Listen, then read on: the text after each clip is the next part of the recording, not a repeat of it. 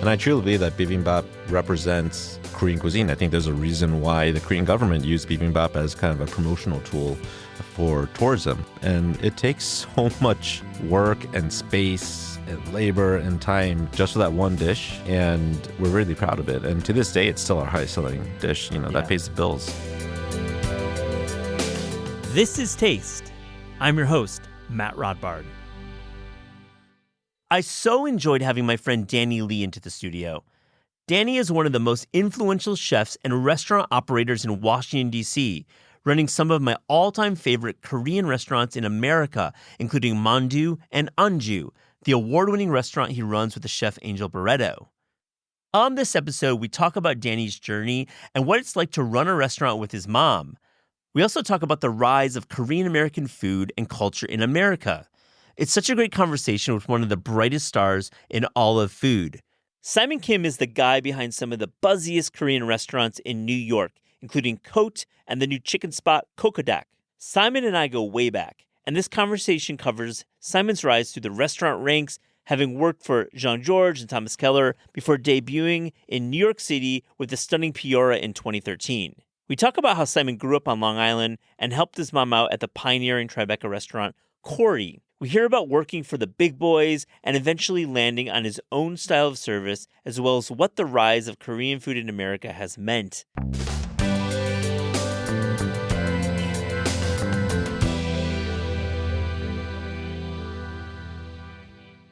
Danny Lee, what is up? Welcome to This Is Taste. How are you? What's up, Matt? Thanks for having me. I'm really excited to have you in the studio. We've known each other for years and years, but Yeah. It's our first time having a podcast. I know. I'm nervous.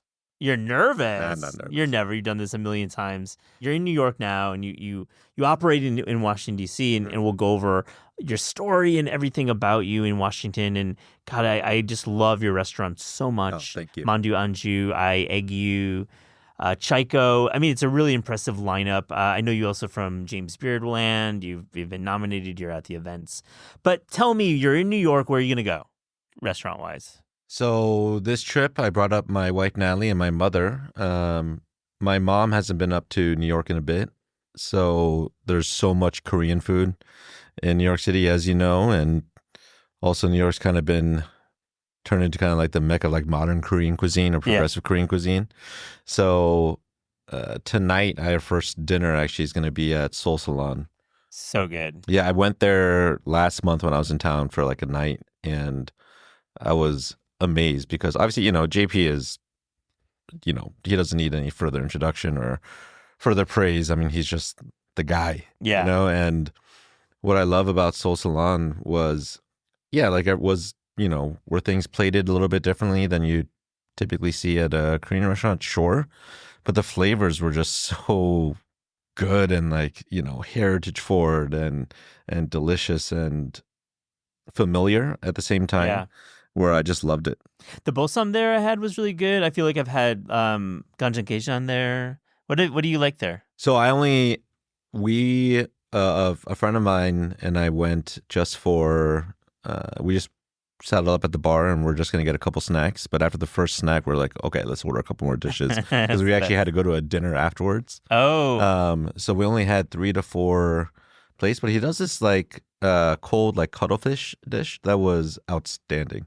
And there's also some things that were familiar to me just from what JP's done over the years, like his rice, right? Like the gim rice. Mm-hmm. It's just so good. It's perfect, and like you could put anything on top of that rice and it'll be delicious. So great. Well, let's go over some of the restaurants you operate in DC. What's the unifying principle of your group? Because you've got like a all day breakfast restaurant or all day cafe. You've got Mandu, which is your first, and just like you're using a lot of traditional techniques. You've got the Anju, which is what you run. You operate the restaurant with Angel Barreto, and like I'd like to get a sense of how do they all connect. So my mom and I opened up the first Mandu back in 2006, kind of near the DuPont neighborhood in Washington, D.C. At the time, we were the only kind of full-service Korean restaurant in the city, which is nuts when you think about it, because that's only, 2006 isn't that long ago.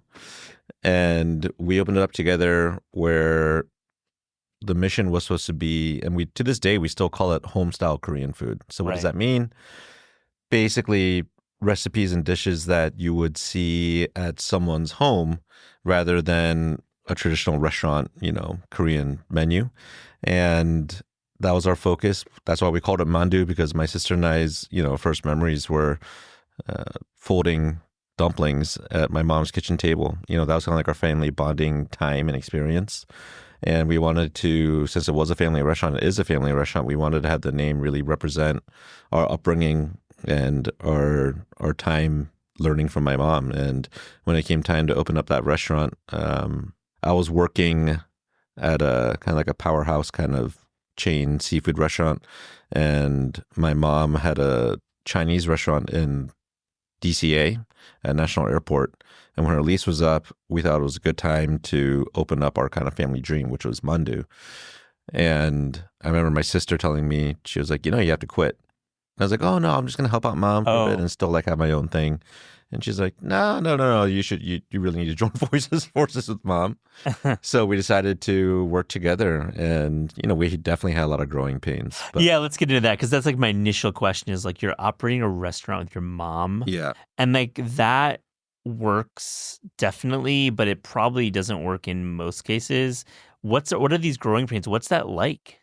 It's difficult. We battled mainly because we didn't know who we were and what we were trying to accomplish, besides just opening a restaurant. There's so much more that goes into it of establishing identity as a business and what your service style is, what the culture of the restaurant is, and what you're trying to put on the plate to guests. And, it's more than, we're going to do home style Korean food, but your guests are still paying, at a restaurant. Yeah. And you need to figure all those things out. And our initial problem was trying to replicate my mom's recipes that she was so used to cooking for, 5 to 10 people. And 10 people still a lot for a home cook, right? But then to mass produce those recipes and to scale those recipes for what you need when you're doing hundreds of people a night was challenging. And that caused a lot of stress. And, I was 25 at the time when we opened up the first mandu. And I was very stubborn, and I was also very cocky, and I was very prideful, and I took every complaint we had so personally. And that really affected my mom and I's relationship, because I was just always in a terrible mood and just trying to get through each day. And back then, I was concentrating more on the front of the house and the business, where my mom was in the kitchen. And after 6 months, we had this massive blow up. And the result of that was us working together in the kitchen. I promoted some people, made some new hires, where I was able to kind of staff up on the front of the house side, where I didn't have to worry about that. And then my mom and I just concentrated on cooking together in the kitchen. And that's what she needed. That's what I needed. And we were able to kind of flourish from there. It's remarkable to hear this kind of rise in like the early tensions about the kitchen, because what's cool about mandu and what I've like talked to you about over the years and what I understand is like, 2006 is an era of like bibimbap and Korean tacos. And, you're doing home style, you're doing like jorums, you're doing kalguksu, you're doing like, gamjatang, you're doing these dishes that are super traditional and amazing. And it's probably hard to get diners to like buy in on Korean food. Definitely then. Even now it's challenging, but definitely kimchi was scary for people back then, right? Like now it's like a badge of honor to say that you like kimchi or that you make kimchi at your house, right? Yeah. People make it at their house. But now, back in 2006, that was a hard sell, and people were like, oh, can you describe what kimchi is? And we'd be like, oh, it's fermented cabbage. Yeah, it doesn't ring off the tongue. That's aged for an extended period of time, then chilled, and it's cut and it's plated, and, it's delicious, but it doesn't, if you're not used to it, you're like, what?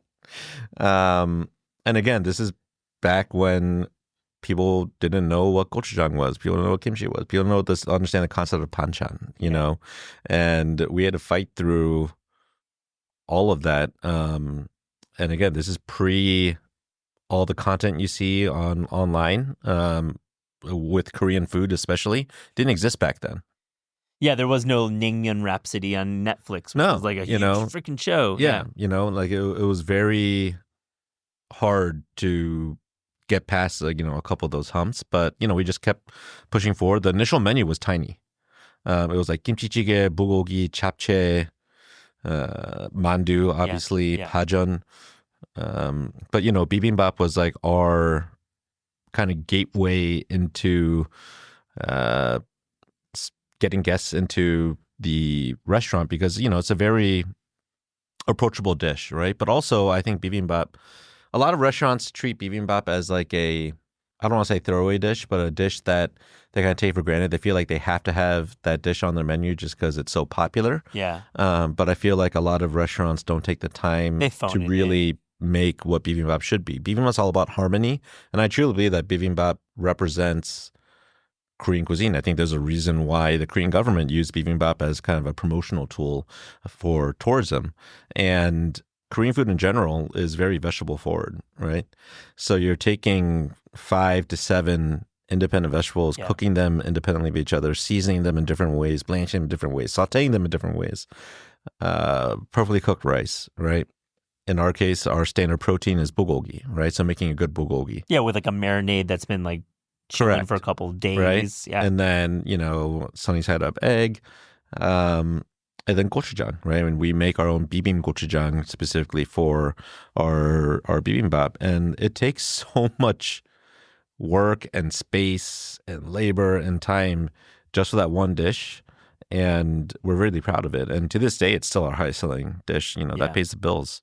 It's amazing to walk through what goes into a bibimbap, and I think we often forget how technical Korean food is. We hear terms like Korean food is very home style and it's very comforting, and that's all true, but like technical.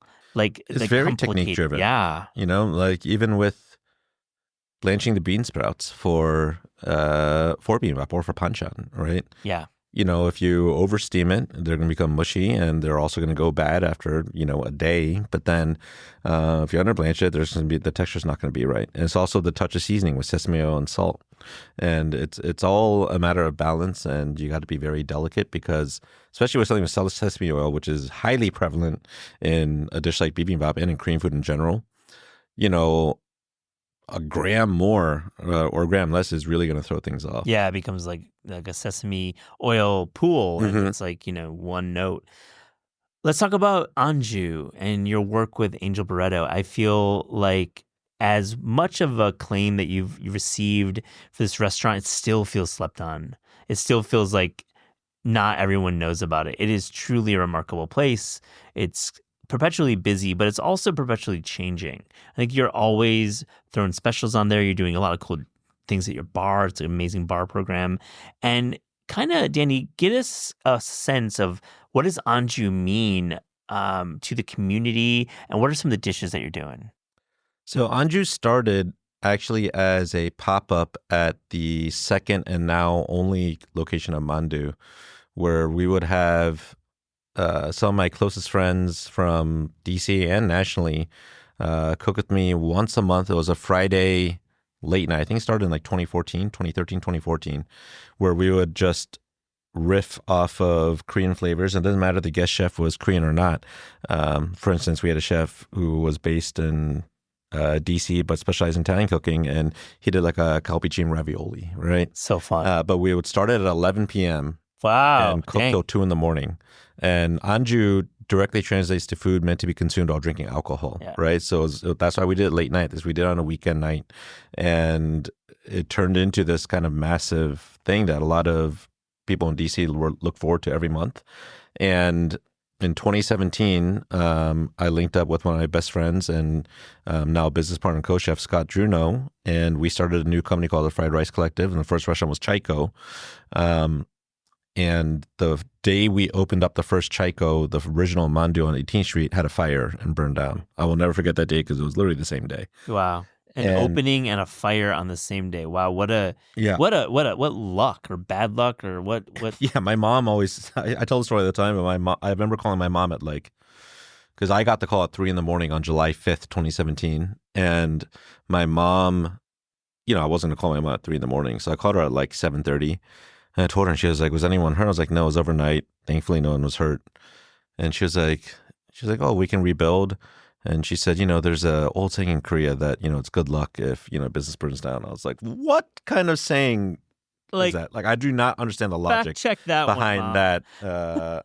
Wait, it's good. All right, we don't know. Unpack that one. No idea. I've looked it up and I've never heard anyone else say that or read about it. But that's who she is. You know, she's always trying to look on like the bright side of things and just say, as long as no one's hurt, she's like, anything can be replaced. So I talked to Scott literally as we're prepping to open up our first restaurant together, the first Chaika location. And I said, the insurance company is putting pressure on me because they need to know immediately whether or not I want to try to recoup some money and just walk away from the space. But to me, our family had so much history in that building that I wanted to keep it. And I was like, we could do Anju there. And he was like, you sure? And I was like, yeah, are you sure? And he was like, let's go for it. And Angel came in because Angel was one of Scott's sous chefs when Scott was working at the restaurant called The Source. And I remember Angel always being a super talented chef, but also having this really deep, passionate love for Korean cuisine. And we asked Angel if he'd want to partner with us and help run, Anju as its own concept, which he was 100% down for. So, we had a lot of fun kind of creating the first menu. And then ever since then, the whole concept was the first floor. We wanted to have, a pretty big kind of bar and lounge. We have some bar specials. And then upstairs would be the dining room. But, the dining room menu would also be available on the first floor. And we wanted a very open kitchen. And we thought we were onto something special. And also the design, we wanted to tie in what the original mandu was, our family history, but also with our new company, with the Fried Rice Collective, and just kind of put everything together. So to me, Anju was kind of a full circle moment where you had my family and I where we started, right? Then it showed the partnership with Scott, bringing on Angel, our GM Eric, who was the GM of both mandus when we had to at the time. So it was bringing everything together that was all around us. My wife, who I met at the original mandu, designed Anju. Like, it was, to me, kind of bringing everything about my life in DC professionally together into one restaurant. I love to hear the Genesis story. And then, of course, it just hits. It's like, Angel gets Best New Chef. It's like you are getting James Beard nominations. It is pushing the envelope for modern Korean cooking in America well before that became a movement. Yeah, and we just call ourselves a Korean restaurant, totally. Because that the menu is, we have panchan recipes that we looked up that are centuries old, right? And that we, try to make our own in a certain way. There's a section of the menu that says Mama Lee's Classics, right? They're just an ode to the original mandu menu. What are some of those dishes? Kimchi jjigae, dolso bibimbap, dakjim.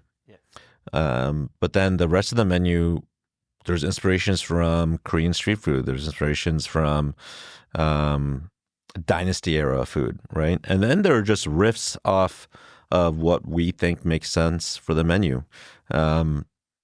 For instance, one of the most popular dishes is almost like a jorim, right? Yeah, but we do lightly fried fish on top instead of a braised fish. Yeah. But the radish is still braised. So you do that long braised daikon radish or Korean radish mu, and you have that, which is truly one of the greatest things you'll ever eat, a perfectly braised Korean radish. Oh my God, but you have a fried fish on top. Yeah, which is something that you typically don't see with that prep because everything's braised together in a pot. And, so we do our little touches here and there. And Angel and our sous chef James have done a really good job. Never really taking the foot off the gas. They're always thinking about the next season and the next menu. And we just finished a menu change last week where, God, I think at least a third of the menu switched over. That's a lot. What are some highlights from the new menu? Right now, they're doing one of the cold dishes, a bibimbap topped with tuna, raw tuna on top. And so explain that. It's a cold noodle dish. Yeah, so bibimbap typically is cooked noodles are then chilled, rubbed with a little bit of sesame oil, and then you make a dressing out of pureed kimchi and gochujang. It's like a buckwheat noodle, typically. Yeah, to simplify it. Very delicious in the summer, obviously.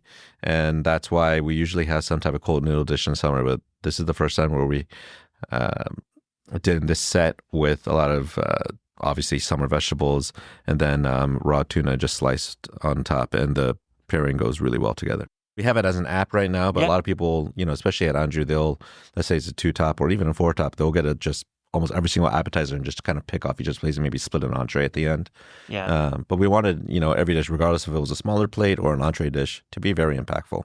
What's so cool is, and I don't know if you can name names on mic, but you have like a lot of politicians, members of Congress, Supreme Court justices coming into your restaurant. It's cool to have like a lot of these world leaders come into your restaurant. I guess we got to take it for granted because, I've been working in the DC restaurant industry for, over 2 decades. So that's just part of life in DC, right? Yeah. If you work in the industry, or not, even not, if you're just walking around the city, government is around you at all times, right? So for us, it's something we're just accustomed to. And it doesn't really throw us for, any loops. It's just something we've always been around. Yeah, us New Yorkers, I guess, get a little like starstruck by some of the heavy politicians. But okay, so I want to ask you a broad question. I think this is important. You are very qualified to answer it. Now, you're a young guy. Oh, thank you. No, you are. You're a young guy because I want to use the term godfather because it is not about an age, but Danny Lee, if you talk to any Korean chef in America, you know all of them. You are like a connector. You've spoken out about about Korean American chefs in the industry, and so I think you're very qualified to answer this question. The last 5 years has been amazing for Korean food in America. It has been incredible. The rise, the popularity, the visibility. How does that make you feel as being somebody, as you just said, opened in 2006, hard sell, still operating restaurants today? How does that make you feel? Old. It really does. There's a nickname that a lot of people in the industry, I guess it's spread, but a lot of people call me Uncle Danny. Yeah, the uncle. Yeah, uncle. Yeah. I embrace that in certain ways because what we've always done is, and I learned this from my mom, help as many people as possible, right? Whether it's financially, mentorship, advice, whatever, right? And back when Mando opened, the Korean American kind of restaurant community across the country, I'm not going to say it was divisive, but it was very competitive in terms of there wasn't a lot of sharing and collaboration going on, right? It was like, maybe it was jealousy that, it just wasn't a community in terms of helping each other out. The spots in Annandale, joking about? Not just that, even places up here in New York, places in LA, places, I saw a need where we could all kind of get together and rise together to keep pushing Korean food in the States further, right? And I thought that if it was withholding things from each other or not helping each other out, not cooking together, not meeting each other, not talking, right? I feel like that will just create a situation where we wouldn't be able to get Korean food to where we need it to be. And I still don't think we're there right now. I think we're on a good path, Yeah. right? But now, as you noted, we can go to any city or any event and you see this like kind of beautiful community of Korean operators or operators who have Korean restaurants or Korean influenced restaurants kind of growing and hanging out and talking and collaborating, flying each other out to their respective cities to do an event together. That's a beautiful thing to me. I love to hear that sentiment, and you've definitely been at the center of it. It's your generosity of spirit. You're a fun hang. You offer up your restaurant for pop-ups. It's a really, I appreciate it. So thank you so much for doing that. Oh no, it's it's fun for us to be a part of too, because anytime we cook with someone else, we always learn, right? And it's like, oh, maybe we'll see a different technique or a different way they season something, or it's always good. And it's always hear stories about how Korean food is doing in their part of the country too. Agree. Like it's definitely that's been fun on the book tour for Korea World. We've seen lots of different ways. It's very different, right? Yeah. From region to region, especially the Korean American communities differ from the DC area to the New York area to the LA area to the Bay Area, right? Chicago. There's Atlanta. Yeah. Yeah. There's an element of like nuance, right, in between those geographical areas. Yeah. Talk about like a concept that you think would really work, in this Korean American vernacular that we haven't quite seen yet? I know you're thinking about you're a master operator. You have successful restaurants. What's something that you'd love to see or love to do? Having just a tiny counter where you could get the freshest product available, like literally like right behind you, whether it's seafood or something meat-based, right? And just create a menu day of, right? Where the guests know that they're going to come in. There's no menu that they could read from the day before. It's only what we want to cook that day. And we just riff, right? It's almost like you're coming to our house again, coming to my mom's house. And we're like, oh, I have this in the fridge. I have this in the fridge. Give me a second. Let me just whip something up for you, right? And for me, that'd be a lot of fun, right? Absolutely. It'd be like creative, like challenge every day. It sounds like a place you've seen like Jeollado or Jeju, like a little farm Exactly, style right? restaurant. I think about Jeju, right? Yeah. And going to some of those stands or some of those small Yeah. stalls in a market, right? And you can see some of the operators within each market, if they run out of something, they just walk across the aisle, right, and grab something else and borrow something from one of their fellow, operators. And for me, that always seems like, if there's no constraints, something that'd be a lot of fun. But then you also go down to an area like Busan, right, with all the markets, right? So to have, especially in DC, in the city proper, if we were able to kind of create that market feel, right, where you could have the excitement of going through a traditional Korean market, anything from produce to meats to seafood, even juices and bakery items, right, all within one house. But then to have a restaurant centrally located within the market, I think would be a ton of fun. I don't think that's impossible. It's just, how do we get some of those really artisanal products like jangs and stuff, right, from Korea into the States in a responsible manner? Yeah. A man can dream. Yeah. Danny, what do you like about running restaurants? I feel like I've gotten to know you at various points in your career, and I just we just did this big event for the book tour, and I just love seeing you in the spaces, but you have a lot of fun, it seems like. People ask me all the time, like, oh, hey, just give me some money. I think I want to open up a restaurant. I'm like, do you have experience in the restaurant industry? They're like, no. And my immediate response will be, don't do it, right? Like, you're just throwing your money away. I love what we do, right? I love operating restaurants. I love cooking. I love being busy. I love every aspect of it. Even when we're not open, I love the finances of it, right? I love trying to figure things out from the back end, seeing how we become more efficient. I love interacting with the staff. I love interacting with the guests. And then I love creating. You cannot truly be successful in this industry if you're not all in, like on a passion level. Yes. Right? Because you don't have a day off. Like, even if you're on vacation, right, you're still thinking about it, right? You're probably still getting emails or texts from the staff. But that's what we signed up for, right? And again, if you're not fully 100% in, it's going to be terrible.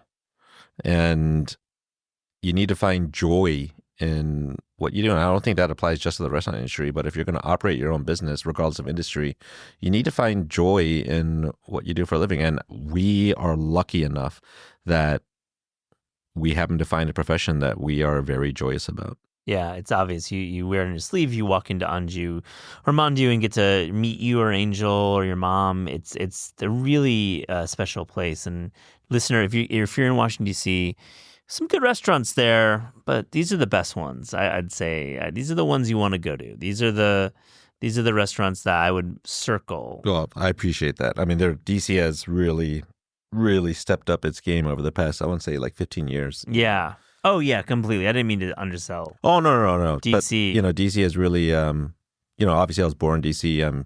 DC is home, and I'm very proud of DC, and I'll always defend DC. Yeah. But I'm very happy with where DC is right now in terms of food. Yeah, I got to shout out Eric Bruner Yang, too, who's going to be on the show soon. We've been trying to schedule, and we're going to make that work. But He's a busy man. He's a busy guy. He's doing some stuff in LA as well, but Makedo as well. That's a great DC spot. Awesome. All day, lots of concepts, wonderful food.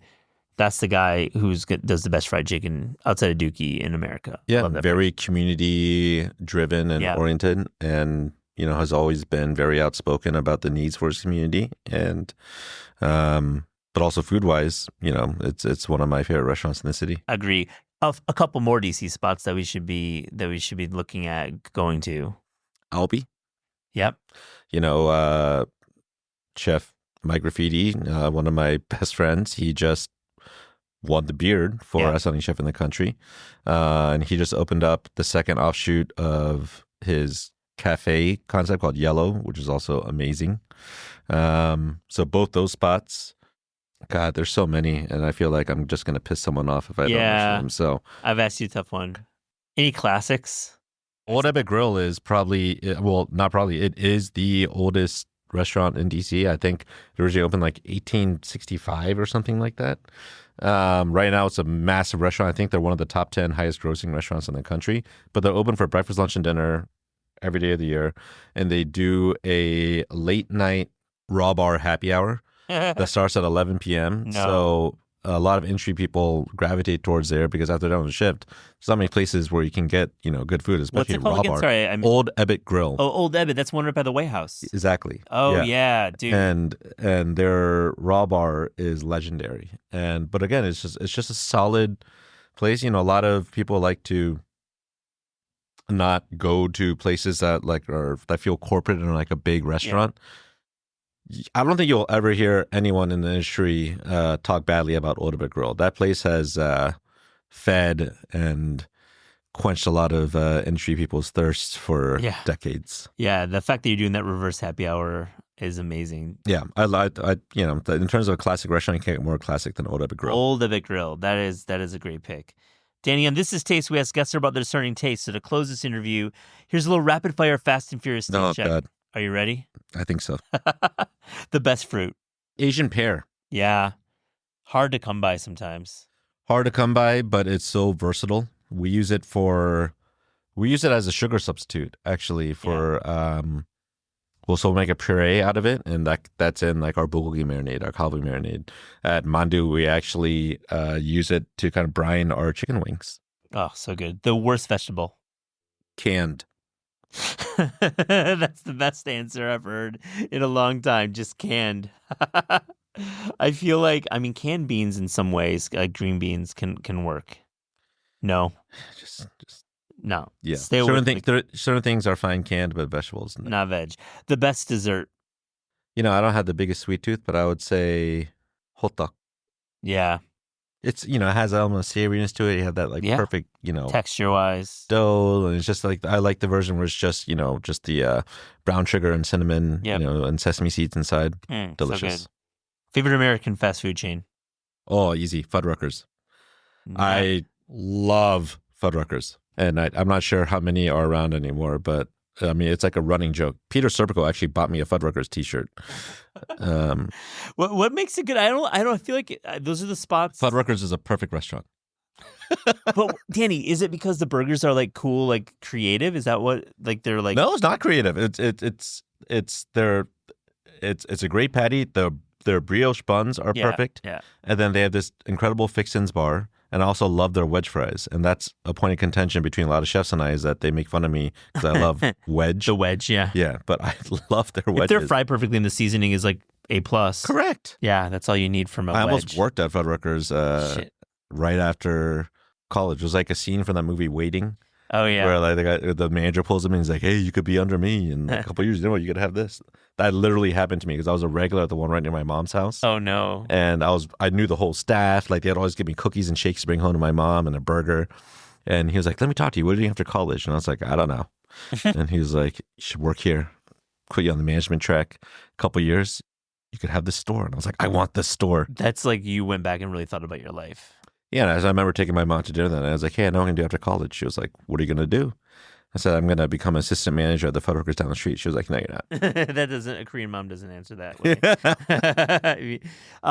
Is there a Korean Fuddruckers in your future? No, I'd like there to be an actual Fuddruckers. You're just like, doesn't need to be Korean. This is like, okay.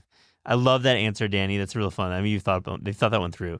A couple more. Your favorite cookbook of all time? You know what? Funny enough, I've never been a big cookbook guy. We have cookbooks, and we've also been gifted a lot of cookbooks. Yeah.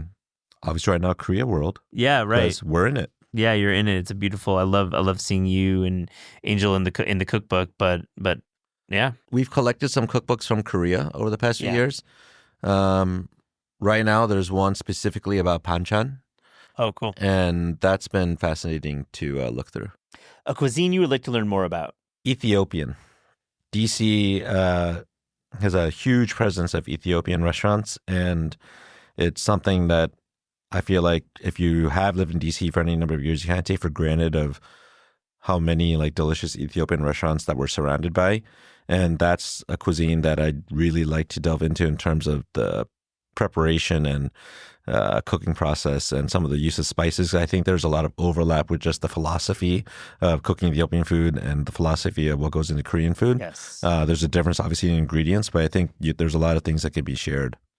I've had the privilege of traveling to Ethiopia, and I absolutely agree. The style of dining, the flatbreads feel like Pajin in some ways, injera, and also just like the use of chili, spice. There's fermented sauces. I think that's a cool connection. I'd love to learn more myself, so that's a good one. Yeah. The last one, your favorite sandwich? I'm really, really basic when it comes to sandwiches. So my mom used to run a deli with her best friend, Mrs. Chung, like when I was basically born until when I was maybe 10. And they would bake chicken breast overnight and bring it in, deli slice it. So I would just get a really nice, French loaf, fresh baked chicken breast, and just some type of like either provolone or Swiss just melted on top. Literally nothing else. No mayo, nothing, and just eat that. Raw. I will still make that to this day. No condiments, nothing. Nothing. And I get made fun of a lot for it, but to me, maybe it's a nostalgia thing, but just simply baked chicken with cheese and bread, it to me is a perfect sandwich. I love that simplicity. I do it with tortillas, just tortilla and cheese. Yeah. I love that. It's something about like the texture and the purity. It's like one note in the best way. It's like soft and cheese. Like it's like chicken breast and cheese and bread. Yeah. And even back then, I didn't like cheese. So literally just be bread, chicken bread. And then I would sometimes put potato chips inside. Oh, that's a little bit of crunch. Yeah. Oh. It was so dry. So hungry now. This is amazing. Dry is good though with chicken breast sometimes. It sounds weird, but like some of the texture actually over plumpness. Danny Lee, what a great conversation. Thank you so much. Thanks for having me.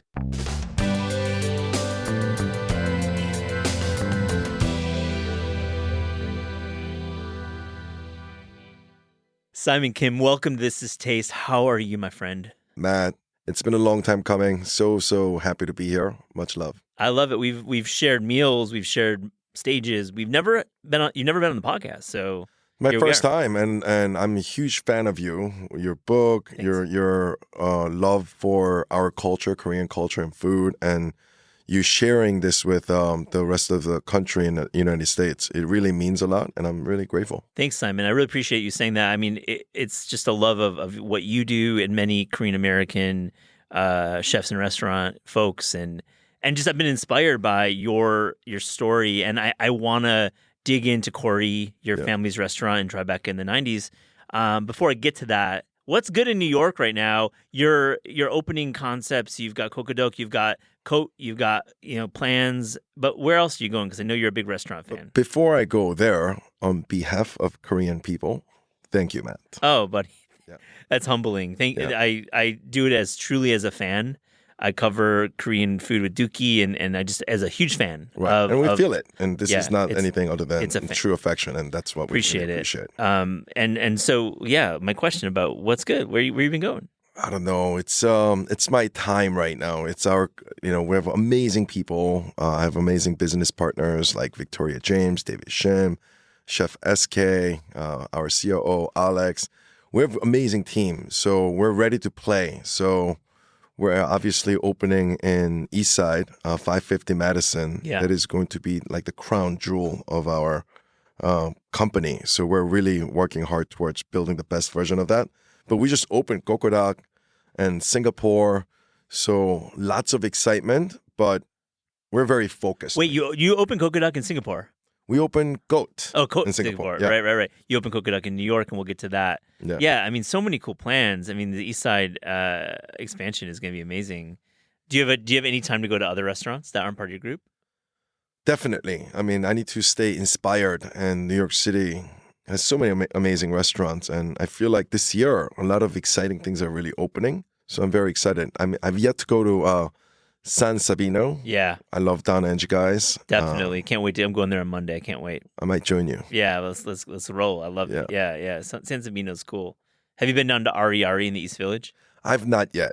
I love Busan and I love the seafood there. So I heard so many great things, but I didn't get a chance to go. Ari is good. It's good. I mean, they've got like 3 or 4 like just standout dishes. The albap with the uni cream. They've got this incredible ganjang salad that just has a really nice style of Kanjang salad. Like the ganjang dressing is Yeah. is special. There's something else cool. going on. These aren't your restaurants. Let's get into your restaurants. Yeah. But I appreciate you being game to talk about other spots. But I wanted to start the conversation about Corey, which was the restaurant your folks ran in Tribeca. It opened in 1998, and you worked there as a youngin'. And I loved Corey. I was able to visit a few times. I didn't go there a lot, but I did enjoy the space. Is so unique. So Simon, tell me about working in Korean restaurants, not in Koreatown, in New York in the 90s. What was that like? Yeah. So that was my mother's restaurant. And this was 98? 98. Yeah. So this was way before this boom of modern Korean. And when my mother was like, I'm going to open a restaurant there, I was like, no, you're not. This is Tribeca, my middle-aged mom. You can't do that. But she's a hero. So she took the bullet, she bit the bullet, she dived in head on. And I was a 16 years old busboy Yeah. from Long Island, taking Long Island Railroad into work. Yeah. I didn't know how this was going to go, but it went well. Yeah. People loved it. So your mom, her instinct was to open in Tribeca and open in this very airy, lofty space that didn't feel like Koreatown. Was that a strategy, or was it just where she found? That was. So she went to the French Culinary Institute. Yep. Then, I think since then it changed its name. Yep. So she went there and took La Technique, and she basically took this French way of preparing and cooking, and then she adopted that into Korean cooking that she was really, keen on. And she opened Corey. When you were working there, I mean, what's it like as a 16-year-old working in a Korean restaurant in the early 2000s in New York? It's a different attitude towards Korean food, where the diners, was it like a niche audience of people who loved Korean food and then Korean Americans? Who were the diners? I think it was a nice mix. There was definitely people who was fascinated by Korean food because it was so new. Because back then it was only 32nd Street, very ethnic, immigrant, and my mom opened a restaurant in Tribeca that's a little trendier. I remember before we opened the restaurant, we wanted to paint the wall with sponge, and I remember it was like a 20 feet ceiling. So Yeah. we took a big ladder, and I remember like dabbing the walls with sponge. Oh, I lived through the and- 90s too. I remember sponge painting. That was Yeah. like the thing. Yeah. Absolutely. That was a lot of fun preparing, but not knowing. I think that's Yeah. when it really clicked, that entrepreneurial spirit, because we had no idea what's going to happen once we opened the door. And that anticipation, and my mother, who had basically no idea how to run a restaurant in Tribeca. And Tribeca was a lot cooler then, right? Right now, it's a little more gentrified. It's so true. It was way cooler then. It was really cool. You had film offices. You had definitely a Tribeca grill. Yes. As a restaurant. And Nobu was there. Like it was, Nobu. back then it was an era. Yeah. It was kind of a romantic era for Tribeca. And to be part of that was what my mom wanted. And she took a crack at it. And to everyone's surprise, it was really busy. And I think that's what I learned. If you build it and if you put your real heart and passion into it, doesn't really matter whether you're serving Korean food, Japanese food, Thai food, Vietnamese food. I think humans desire human interaction, something that, you prepare with intention, good hospitality, then people will come. It's not a rocket science. It's so smart. I think this actually leads to your real estate strategy with going back to Piora with Kokadok. I mean, these are not prime corner spots. They're destination spots. Clearly a strategy was born at Tribeca.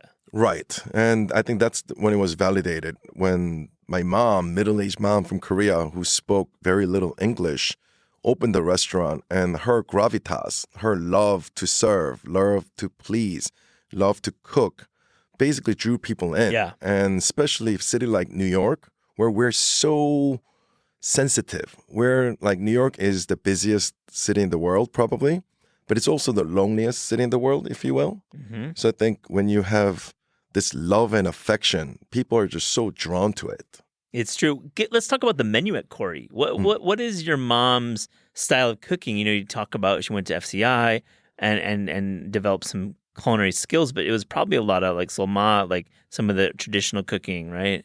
Yes. So she went kind of like Huni's route, right? Yeah. Basically, there's a traditional route, and then there is also a modern route. So it was kind of blend of modern and tradition, but all presented in a pretty modern way, if you will, French way, if you will. She was ahead of her game, if you will, right? Yeah. That kind of incorporating French technique. So most notable one was tuna tartare and tubu sobegi. Mm-hmm. So tuna tartare, she made this wasabi and cream cheese soy sauce dressing with tuna and seaweed salad and Asian pear and black sesame garnish. It was really like the cream cheese, that richness on lean tuna with wasabi kick. And I think there was a green wasabi tobiko. Oh, I right love on. this. Old school stuff. 90s, baby. Baby, and this is like the Philly roll version of the Philly roll, but yeah. doing it in that Korean style with some of the the technique there. And then the Asian pear definitely Yep. had that kind of cooling sweetness. It was really nice. The other one was tubu sobegi. So she took like this rectangle of tofu. She cut it in half and hollowed out the middle and filled it with diced like mushroom and different vegetables, and then tied it together with a chive, Yeah. and then deep fried it in panko crust. And I forgot what the dressing was, but it was very innovative, and it was really kind of Probably like a sweeter, lighter, maybe like a citrus. I'm just like riffing. I Maybe. think so. I think like kind of like soy saucy, citrusy. Yuzu, cha, yeah. Yes. But of course, she had the traditional sundubu with seafood, as well as kalbi. That was obviously Yeah. 16-year-old's favorite food. Is always Completely. It's a 43-year-old's for me too. Yeah. I mean, I love kalbi. Come on. Like, I actually remember one cool night. So I was eating at Corey, very hungry, and I was gnawing on the bone, and then I pulled it, and the bone fell off, and the plate actually shattered into two pieces. I don't know. It's a silly thing. that showed how hungry you were at that point. Yeah, Corey. And when did it close? Like 2010 to go later? I think my mother sold that business in middle of 2000. Oh, okay. I think we had it for about 10 years, and then we Okay. sold the business. I see. Well, I want to hear a little bit about back in Long Island growing up. What's food like in your household? Are you eating mostly Korean food, or are you kind of blending it as a Korean American? So it's ironic. So my family was all about food. My father was a huge introvert, so he never asked me, how's school? How are you doing? I love you. Let's go hiking. It was more along the lines of like, is this steak cooked perfect?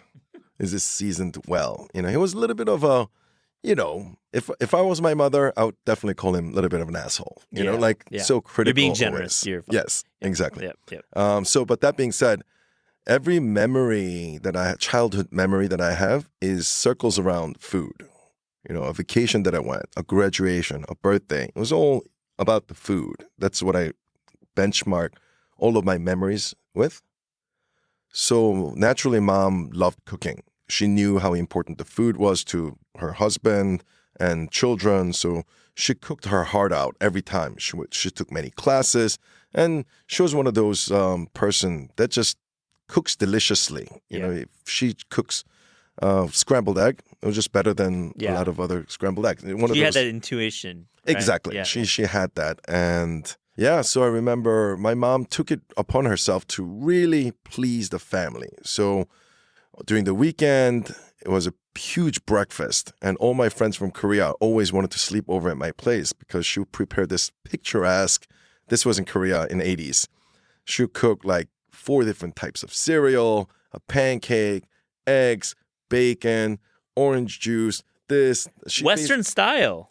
For breakfast Yeah. and brunch, right? She Yeah. would do that. So everyone wanted to sleep over because it was like very picturesque, and in 80s in Korea, that's not necessarily very common. And for dinner, she would cook like everything from Japanese sashimi to temaki hand roll nights to Yeah. my favorite was pork short ribs that are 돼지갈비. Vejikalbi, yeah. Yeah, but like with soy sauce and caramelized onion. Mm. Basically, if you can think of it, she can make it. Yeah. And she would take the recipe. And the saddest part of this is when she opened Kori, that's when everything stopped. Right. She had to focus. I mean, she's cooking for her job. As a son who loved her cooking, I am in distraught that Kori should not have happened for my personal Yeah. eating purposes. I mean, it's the truth. It took away from some of your childhood. Maybe she wasn't making gamjatang for you at home, but you could have it at Exactly. Kori. Correct. You could it on there. Well, your enough. career, when you entered the restaurant world, you clearly just went all in. I mean, you hustled, you worked it with John George and Thomas Keller. I just had John George on the show, and we talked about Matsujin, which you worked at. Let me ask you just first, what was that like? John George and I were kind of reflecting on how this was a restaurant ahead of its time. What was your role there? I was the assistant general manager there. And it was really ironic because the location of Matsugen is literally across the street from Kori. Exactly. Wow. Kori was on Church Street and Leonard and Franklin. Yeah. And Matsugen is on the corner of Church and Leonard. Yeah. So I remember as a 16-year-old busboy, I remember my mother saying, look at that restaurant. That is this super famous chef, Jean-Georges restaurant. And I remember like as a teenager, like looking into the window inside a closed restaurant, being so awed about how beautiful the restaurant was. And fast forward, and I was managing that restaurant. It was a very surreal time. Yeah, and let me ask you, that's a really cool memory, and the symmetry is quite amazing. When you worked for John George, you probably picked some things up, but front of house is really where you excelled. I mean, when I met you, with Piora, and even before that, I believe, consummate front of house guy, just understands what hospitality is like. What is John George? What are you learning working through the John George system? I remember my biggest, most vivid memory of Jean-Georges is his humbleness and his vigor and joy for life. I remember I interviewed with him, not with him, but in his company. So I remember going to his Soho office. I met a couple of people. I interviewed. I got the job, so I was really happy. Finally I get to work for Jean-Georges. Jean-Georges is the holy grail. And as an Asian man, he incorporated Asian like flavors and cooking technique into classic French cuisine. So he was like, he is the godfather. Spice Market, Vong, two the places that come to mind. Really, Yeah, truly innovative. And now the mix of culture is so prevalent, but without him, we can't really talk about it. Yeah. So finally, I get to work for him, and I'm super joyous, and I'm like over the moon. I got the job. And I remember I was in Soho. Soho always has this kind of cool vibe, right? Mm-hmm. And I was in, I think it was a Prada store, just kind of like, I didn't have any money, but I mean, you've always dressed well, Simon. Let's get real. You walk in. I mean, the cuts of the suits are quite aggressive in the best way possible. Like, you know what you're doing. I try. You're doing some Prada window shopping. You're talking about. Yes, Yeah. and I was young, and I remember like somebody was honking at me, boom, boom, and Simon, and I was like, somebody's calling me, and I look, and of course it was Jean-Georges in his silver iconic G-Wagon, just like waving at me with this vigor, and I was like, oh my God, that's Jean-Georges waving at me. But I think that's Jean-Georges. Jean-Georges has this kind of pure, almost childish, he's just so pure, and he loves life, and he's so humble, and it's not about the money or fame, it's about the joy of working, and I think that joy makes magic, and I learned so much from him in that sense. I love that memory, and it's so true. If you meet him, and just if you meet you, you've taken that on. both you and John George, I mean, your group is growing like John George, and you both like to stick to the fundamentals of running restaurants and not being on TV all the time. I know you're on TV once in a while, but like it's about the operations. You enjoy this work, right? Absolutely. I love this so much, and I'm so grateful. We built this culture. We genuinely love what we do. You know, it's not do what you love and you don't work a day in life. It cannot be more true. I'm so grateful because I grew up always wanting to open a restaurant, always loving food.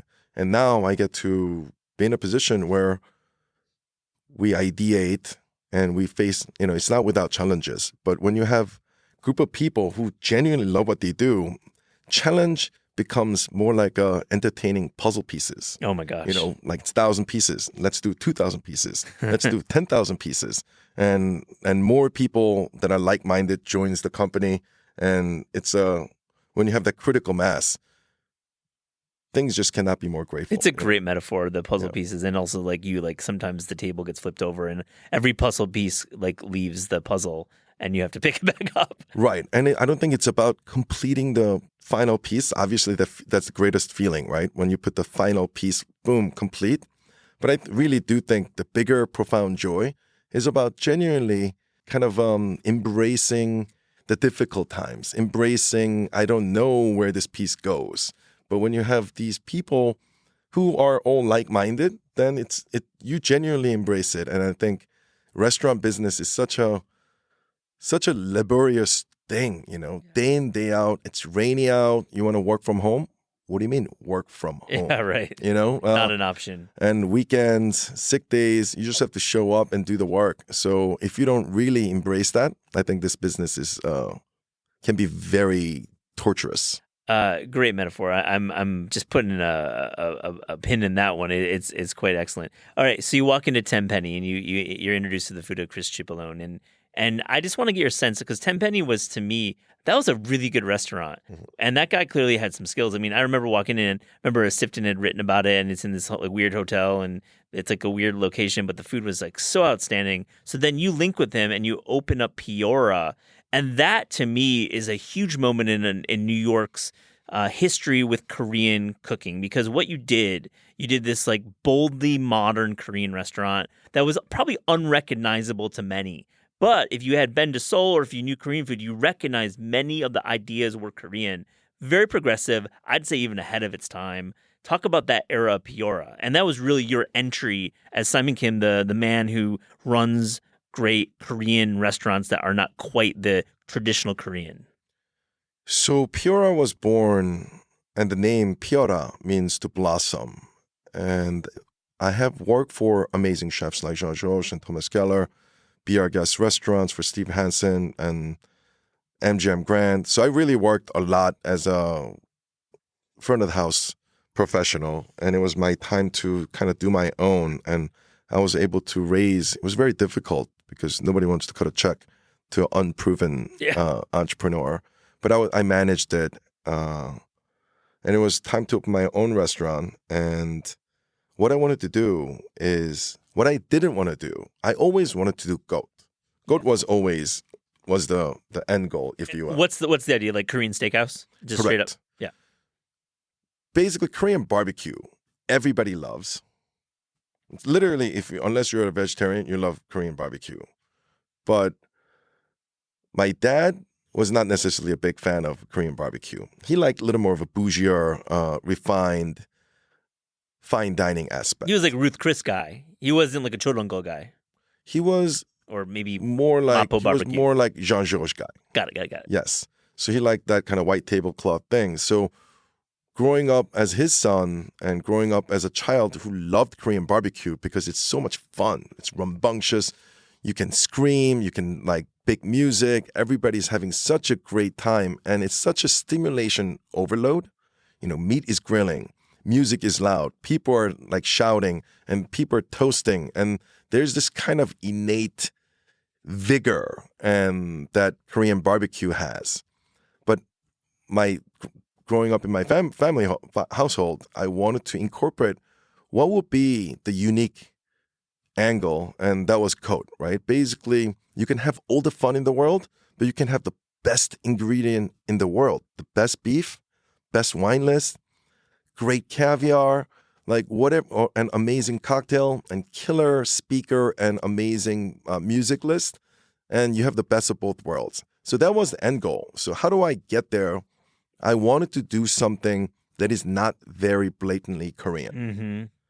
I guess having worked, other than Korea, I never really worked at a Korean restaurant. Yeah. And I wanted to really prove it to myself and to the city that I love that I can play non-Korean as good as anybody else. Yeah. I think that was my kind of... You didn't want to like go, and this is an era when Korean cuisine was being placed in a box, and you didn't want to be in that box. You wanted to be respected by Michelin Guide, by the New York Times, by World's 50 Best, essentially.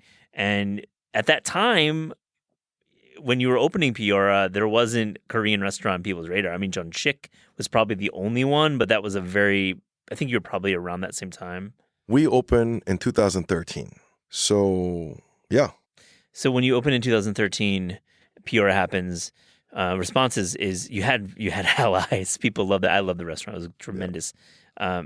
When do you start thinking about Cote, and when do you open Cote, and how do you transition into this fully formed Korean steakhouse?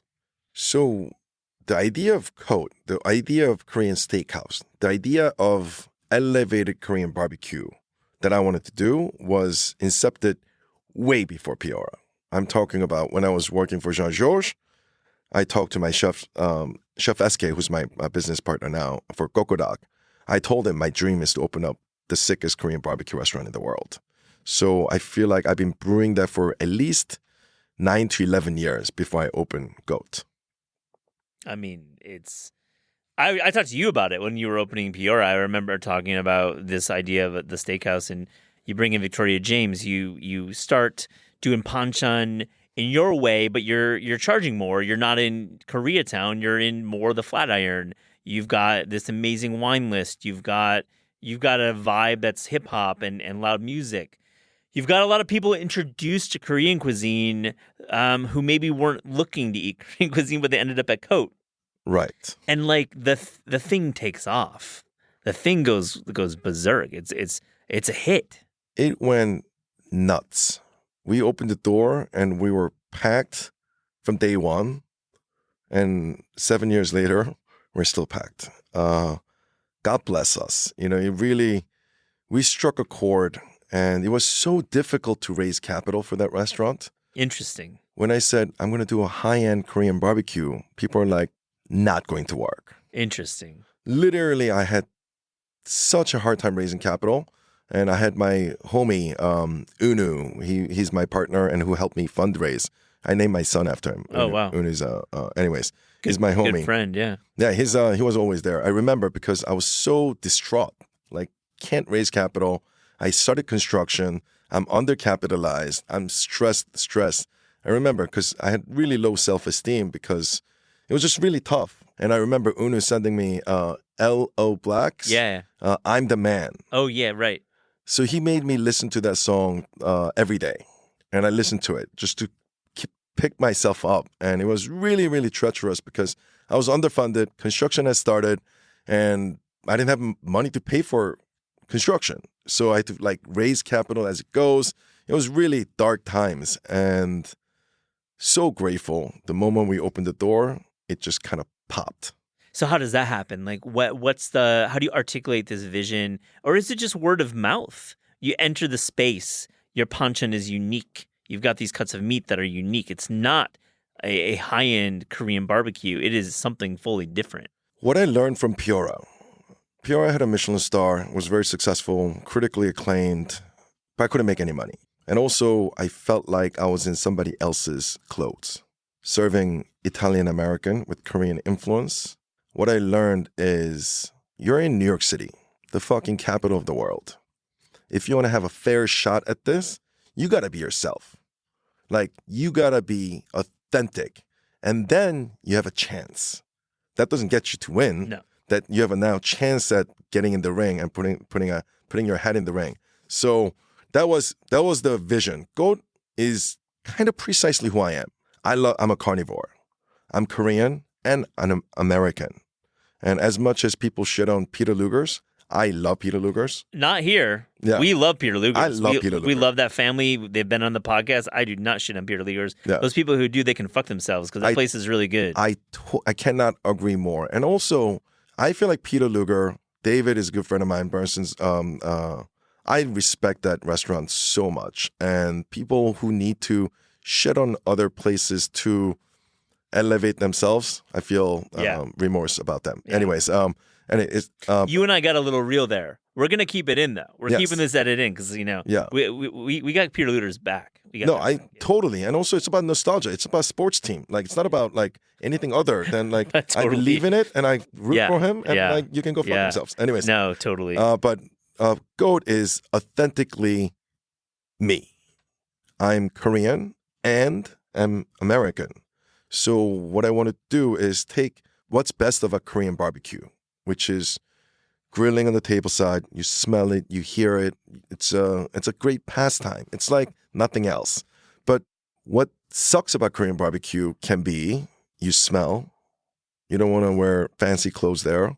Wine list, music, hospitality, reservation system, bathroom cleanliness, and the vibe. Because for me, vibe is everything. yeah. You know, I don't really mind as long as it's a good version of itself. Japanese, Chinese, Greek, Italian, French, Korean. As long as it's a vibe, I want to go out. I think that's. Don't get me wrong. Food is so important. Yeah. Quality of food is like.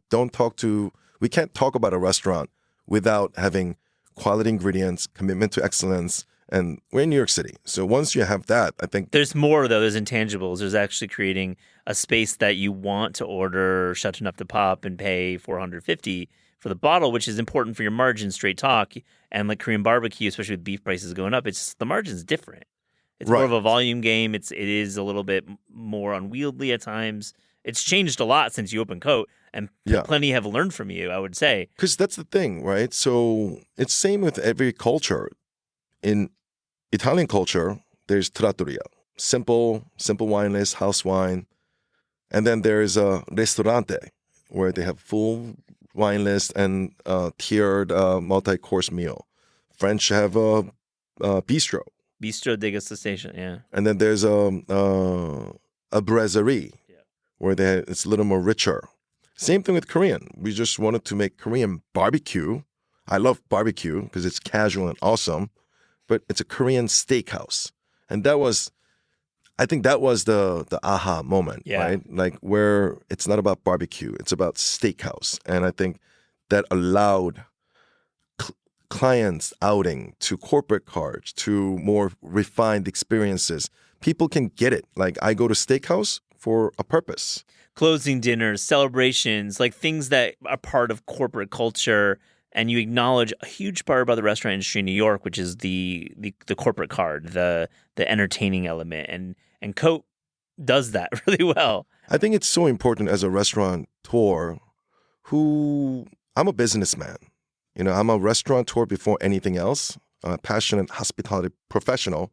But ultimately, running a business in New York and being able to afford increasing cost, labors, and being able to really provide a real professional living to our employees. It's a real thing, right? So the way I look at it is you have to create a business that appeals to everyone. In a sense, the corporate cards, basically pre-tax corporate travel and entertainment budget has a lot bigger check average than a family outing, right? So what ends up happening, we will not be able to serve $74 butcher's feast that has dry-aged beef, American Wagyu, kalbi, 2 stews, all these things. I will not be able to provide it because if you go to American Steakhouse, a filet mignon without anything Is 80. is $80. Yeah, totally. So how are we able to serve the entire thing at $74 with all these costs increasing? It's because we kind of subsidize. So the corporate cards who are spending a lot of money basically kind of subsidize so that we can provide $74 to families who are not necessarily drinking Chateau Neuf de Pops, right? People who just want value. So they get to enjoy that the most value-driven, in my humble opinion, so that we create that pretty robust ecosystem so everybody kind of wins. And that is the formula that we want to create. Love the candidness, and it's really, really great to hear because it is straight talk about how corporate culture and corporate cards do create a cost structure for you to align with and be able to pass the savings on, so to speak. And I think it makes a lot of sense, especially with your fixed menu pricing, which has followed you at Cocoduck as well. Before we get to that, because I do want to get into your Embrace of Chicken, which is an exciting time. I interviewed you and Jenny Kwok from Hanyo and Elia Park of Auto Boy and Auto Mix at the Korea Society. We took the stage February 2020, like February 27th. It was like days from the pandemic. So this was a pre-pandemic conversation. And I asked you about the moment in Korean food and really the excitement around it. And I asked you why. And you had a really great quote, "We are just chill people and want to have fun." Very Simon Kim answer. I want to ask you now in 24. Tell me, what is the same? Is the response the same, or what? Why is Korean food having a moment right now? Korean food is having a golden age right now, and Korean culture as a whole, Korean drama, and how much Netflix just invested billions of dollars into Korea. The content that Korea is making is really robust and exciting. But focusing on Korean food, I think Korean food is pretty well balanced. When I go to Europe, I have a hard time because I need lovage, I need kimchi, I need fermented probiotics and fibers and prebiotics and probiotics and that kind of a balanced diet, right? The yang, we call it, the yin and the yang, right? So we like to pair meat with vegetables and we like to eat vegetable with a little meat, right? That kind of a balance, I think, is really well received. And fermentation, the probiotics, and the science behind healthy eating, gut biome, all those things are good.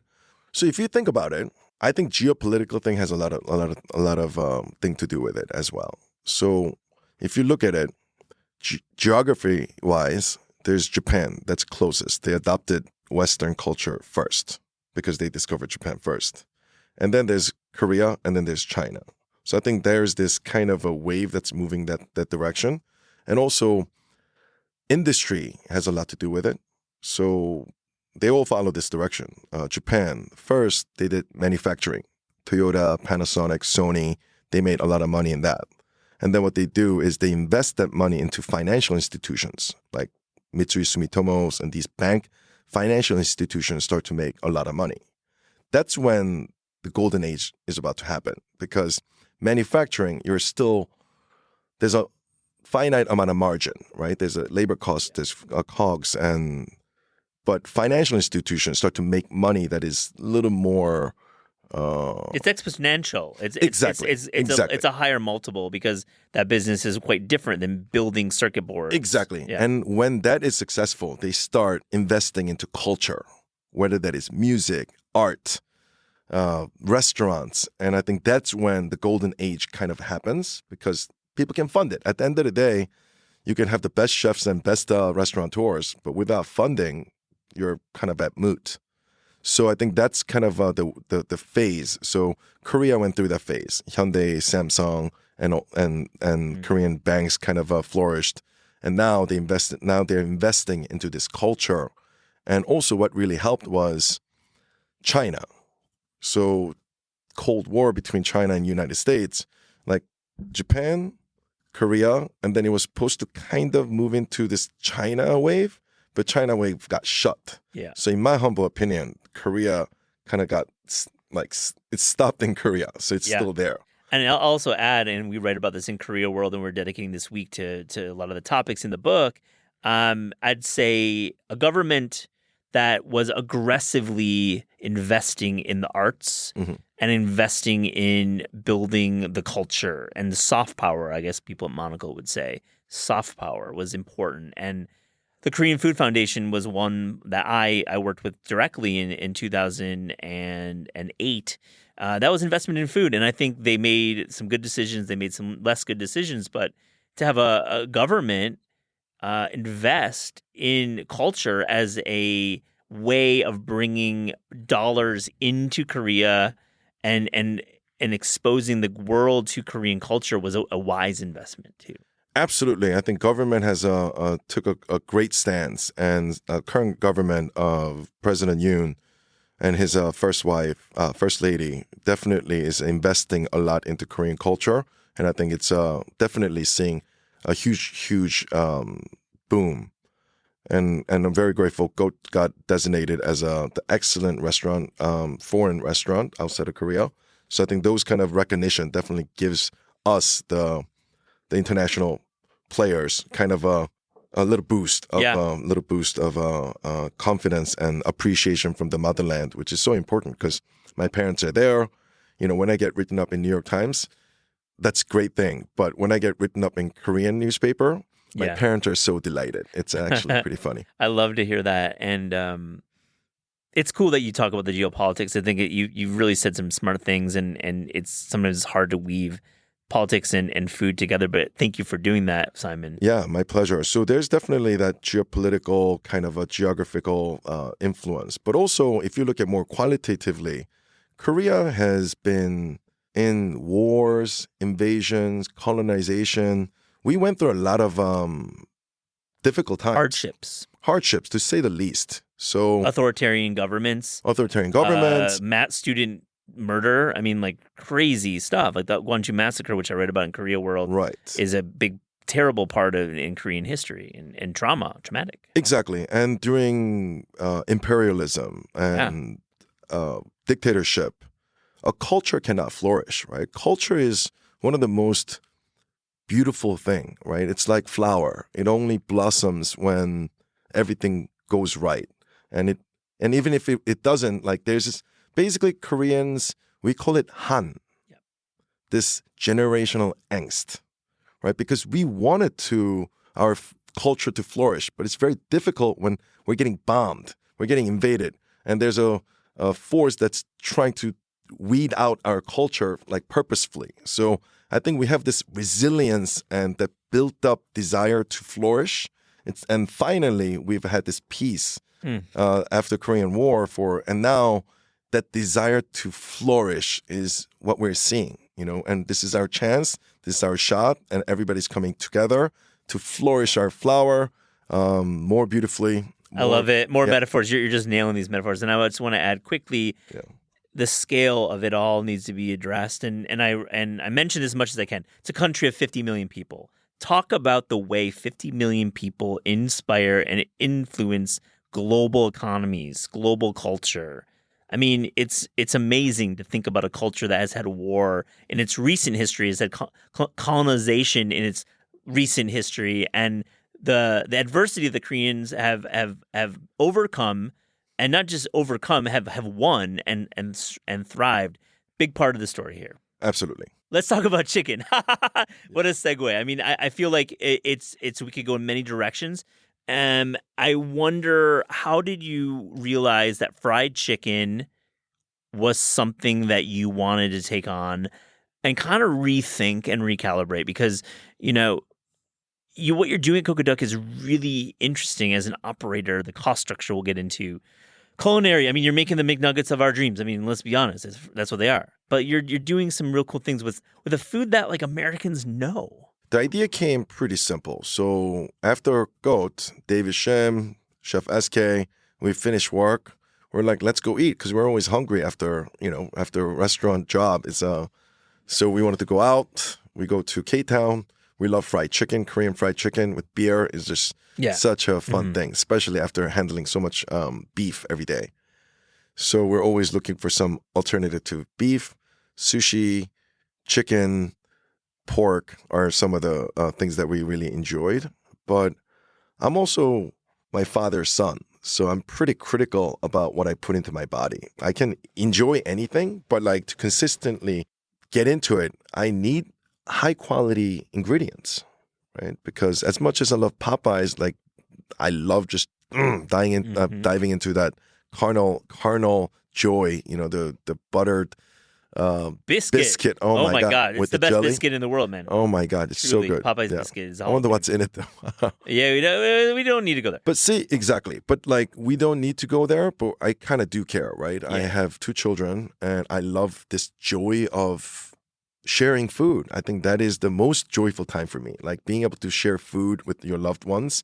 It's literally the biggest and only joy that I can really think of, you know? So if that is the case, I can't do that with food that is actively bad for you. That animal was raised with ill intent to raise faster, unhealthy, doesn't matter.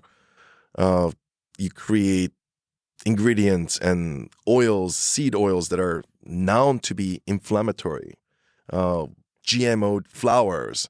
These things are just intentionally bad.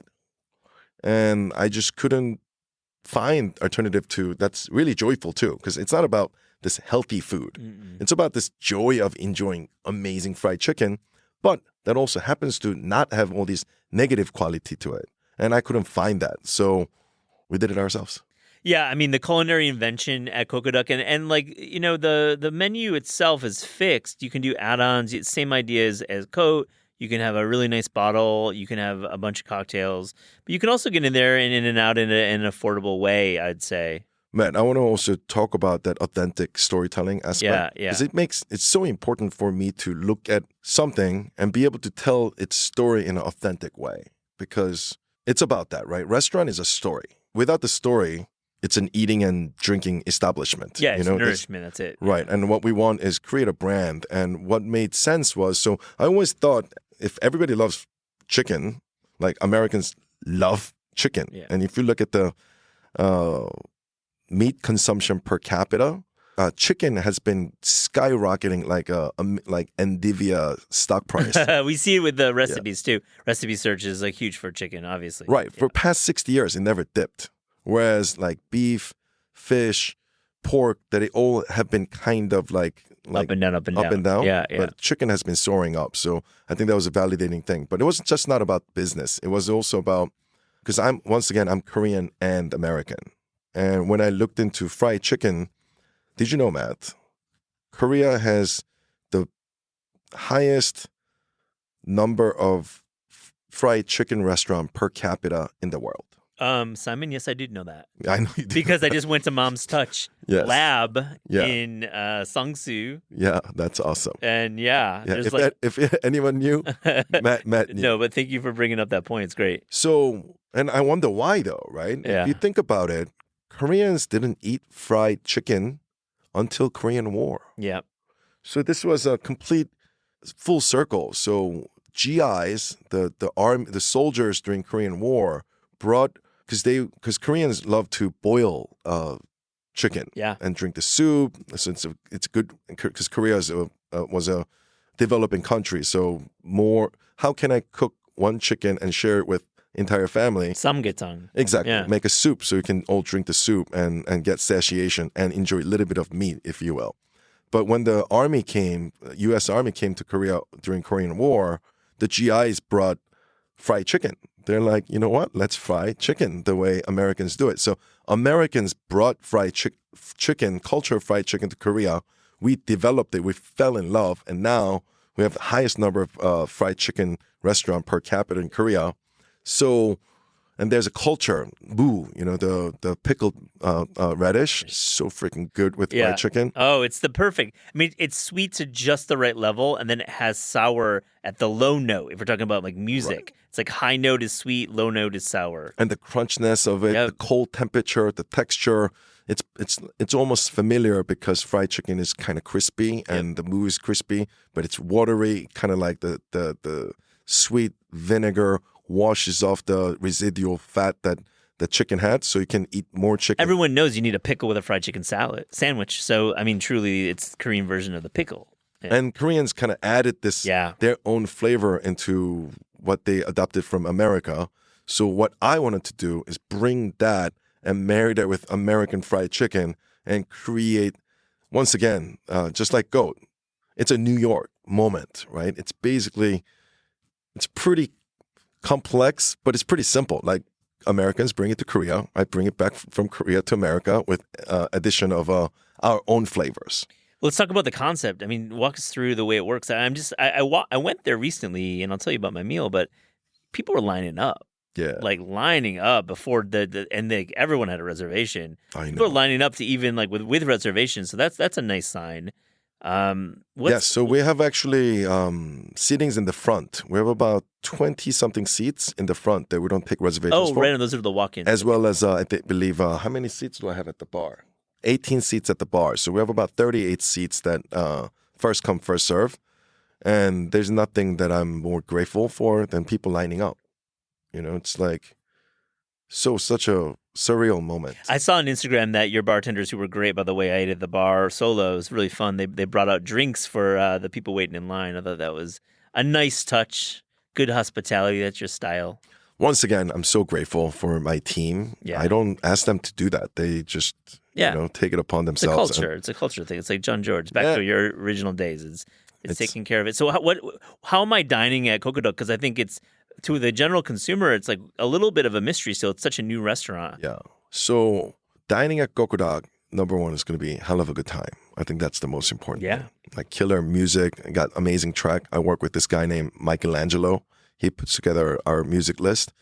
Badass. Yeah, I mean, it's like definitely some boom bap from the 90s. I think you got like, Black Moon playing. You've got some Q-Tip playing. You've got some of these, Gangstar playing. Definitely a little bit of that thread, but then some R&B as well. Yes. So even before we talk about food, there's amazing track, amazing speaker, and also David Rockwell did a killer job. Yeah. Love the design there. It's kind of hard to believe that's a fried chicken restaurant. It sinks in the front, which I think is brilliant. I haven't seen that in a chicken restaurant in the States. I've seen that in Korea, but you get your hands a little sticky. Yes. You got to And I have a think- sink. I don't know. I think there's something really sexy about everyone having clean hands.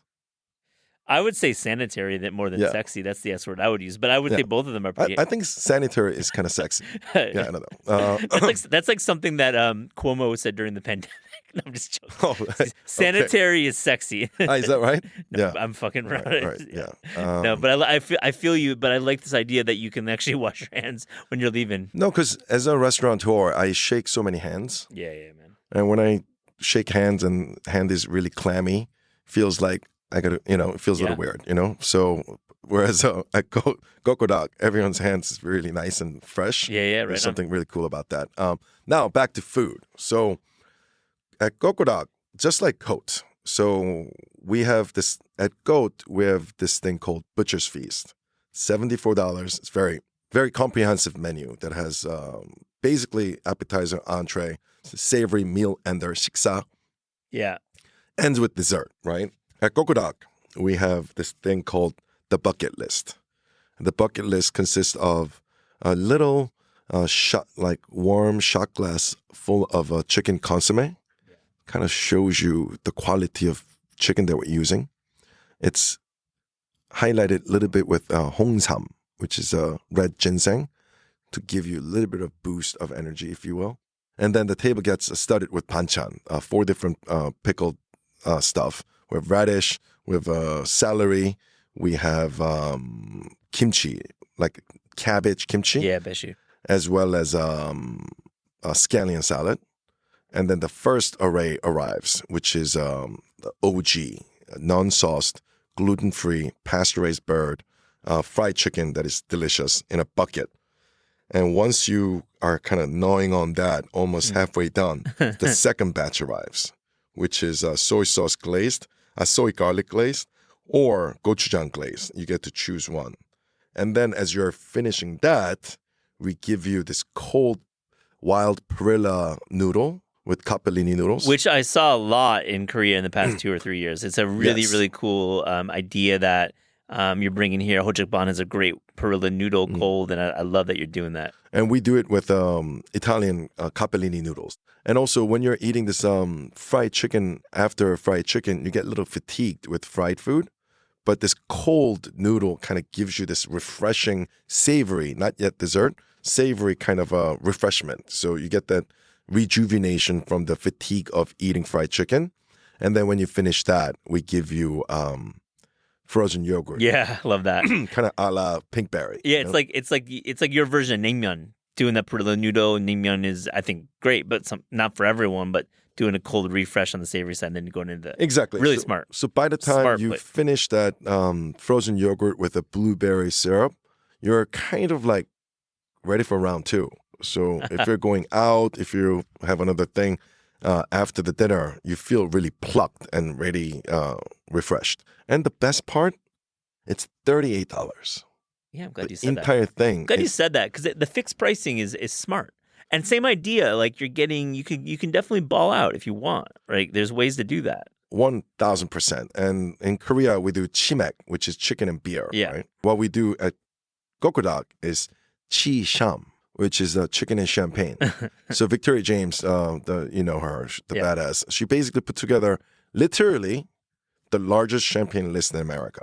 Wow. So I believe we have over 500 labels now. So if you're looking for, if you want to go, if you want to take us for a ride, we can go. Are you going up to Ream? Are you guys going to do like a Kokodak Ream? You going to do a little pop up in Champagne? Hey, why not, right? I feel Once yeah. again, everybody loves fried chicken. So I feel like with fried chicken, I can go anywhere and please people. Last question before we get to our last section. I know you have expansion plans, but like dig deep for this answer. What, Simon, is the concept, the Korean concept, the Simon Kim concept of your dreams? What is that restaurant that you will one day do, maybe in 10 years? But what is the dream?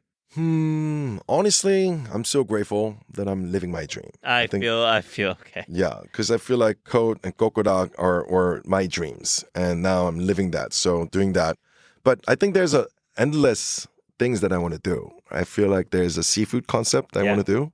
I think you know what I'm talking about. I think which is lacking in New York, hue, right? Yeah, man. Because we all know about sushi and sashimi, but I think there's a huge discovery to be had for the seafood. So Can I just say jump in about Hue? I feel it's such a cool idea and concept that is challenging for Americans because of chojang. right, Because of the red, the crimson sauce with vinegar. I love it. yeah, I mean, Huni did a great Hue at Hanjan. That Right. was amazing. I love to see you rise to that occasion because I feel Hue has not Yeah. had its moment in New York yet. On This Is Taste, we ask guests about their discerning taste. So to close this interview, here's a little rapid fire, fast and furious taste check. Are you ready? yes, The best fruit, watermelon, the worst vegetable. eggplant. Why? It just doesn't jive with me. I mean, eggplant parm I love that. But other than that, eggplant is just kind of like, Skin stuff. yeah, It's a tough hang. yeah. Agree fully. The best dessert. Pavlova or baklava? We're having a Pavlova moment in America right now. I love pavlova. It's good when it's good. Because it's so light. Yeah. With meringue, it's like low in calories, but the bang for the buck is like the amount of pleasure. It's elegant. It's kind of It like looks dope. It looks beautiful. like yeah. passion fruit pavlova. I Mm. mean, just sounds so elegant and nice. I had a really good one at Major Domo a couple weeks ago. It was nice. That's cool. Your favorite American fast food chain? Shake Shack or In and Out? That how that's like left brain, right brain. I mean, how do you? That's like the most diplomatic answer. See, I like that because I am and kind of guy. If somebody asks me, Yeah. this or that, dude, why choose? I live in Into America where I kind of have it all. Into it. Favorite cookbook of all time? Nobu's original cookbook. I don't know it. Oh, So cool. Yeah, I think it was published like in the early 90s. I think that was my first like experience holding a cookbook, and I remember it being as a teenager reading that book. How the pictures, how intuitive and how easy to understand. I think I can make that miso cod from that moment. That's incredible that you Yeah. say that dish. I love that dish. I love that. I mean, that dish has been copied. It's been Yeah. copied like 1 million times. Such a good- It's like pavlova. Once you make it, like it's a classic. I love it. Okay, a favorite New York City restaurant that you do not own or operate? Don Angie. Cool. Yeah, Cool I love answer. Scott's the sourdough pasta with chicken and olive. I feel like it's such a simple dish, it's not like fancy food, but I vividly remember that simple pleasure of eating that pasta, the fluffy dough with chicken, perfectly cooked olive.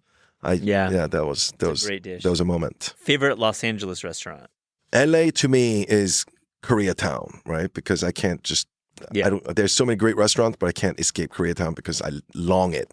There's a restaurant called Seongbuk-dong. Mm-hmm. Oh my gosh, Seongbuk-dong is a jam. Yeah. Have you been to Young Money? Do you know that spot? I have not been to Yang That's- Money. I know the spot, but Yeah. Songbuchang. Good shit, man. Yeah, Yeah. LA expansion. It's got to be on your horizon. I do think I definitely want to be there. But when and how, we shall see. You pick up those 310 phone calls when you get those. 100%. I I'm love ready. it. I love it. Call me later. Exactly. Your favorite city outside America to visit for food? I like Busan.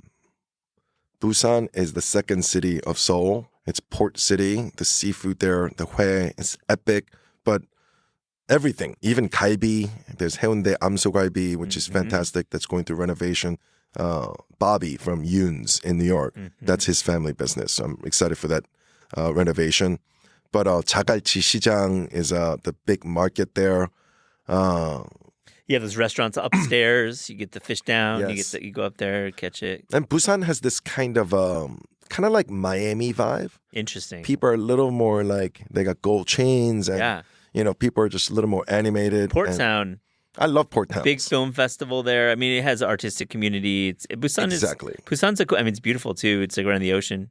Seoul, just like first cities, like even New York, Madrid compared to Barcelona, Yeah. I think Barcelona has a little more romance, right? There's a little more romance. Like the first city is always like go, go, go, Yeah. go. Whereas Busan has this kind of like beach town. It's like South Beach. It's fun. Nightlife is fun. The food stalls and huetjip. Yeah. It's just good times. Yeah, Hoejip is definitely more of a party town. Busan and of course Tokyo. Love those choices. Your Yes. last question, your favorite sandwich? My favorite sandwich. I think it's I grew up in Long Island, so I love Long Island deli. It's like a roll, peppered turkey, Swiss cheese, lettuce, tomato, honey mustard. Plot twist. I like that. Yeah. I like honey mustard a lot. Me too. What kind of roll? Just like a poppy seeds Poppy like roll. Yeah. Making me hungry. I love it. What a great chat. Thank you, Thank you. Simon Kim, for Thank joining you. This Is Taste. Matt, much love and thanks for having me.